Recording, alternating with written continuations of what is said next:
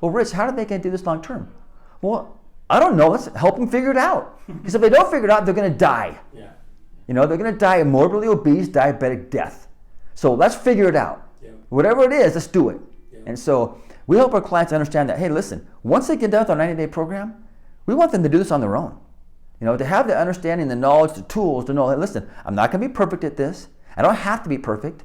I don't have to get so OCD about tracking every calorie because that's just silliness. I mean, the math doesn't work, right? Just learn how to listen and be consistent at controlling carbs, fasting, and then number 3 is you've got to exercise. You just have to.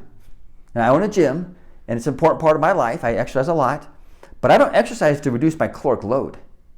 I exercise to control insulin.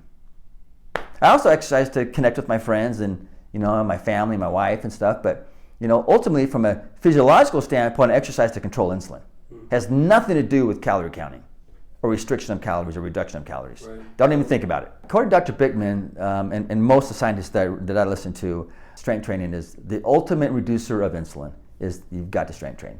High intensity interval training is probably the best thing. That's what I did today on my workout. I did some lifting and then I went over and did a really hard 5-minute, you know, cardio burst where my heart rate was at, you know, 95%. I was just flying.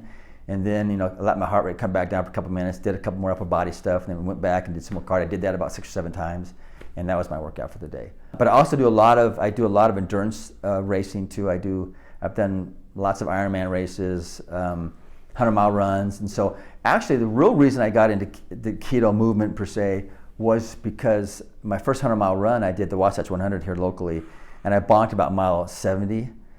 And then I started to listen to some people, some ultra endurance athletes that were doing low carb and keto. Mm-hmm. And I'm thinking, oh my gosh, that makes sense. They're talking about fat adaptation and you know, just running on your body fat instead of having to put things in your stomach and getting, you know, stomach issues and stuff. And so I trained that way really before I ever introduced anything into my clinic. I did it personally for myself, and so I started eating low carb personally. And Zach Bitter was one of my heroes, and he was doing it big time, and it just worked for me. And so I did it a couple years later, and I just smoked it. I was eating avocados and hard-boiled eggs at the aid stations instead of goos and sugary crap, and I just crushed it. I was going on fasted 25-mile runs in the morning with no food, and it really was almost no water. I mean, it was crazy. My water intake dropped, my food intake dropped. I mean, I was fasting. I wasn't eating anything. I was doing a little bit of electrolytes and stuff during the run with my water, but it was just crazy. I felt like I could run forever with no carbs. Edited and summarized, easy to share with loved ones. The description below the title for this video has these summary points.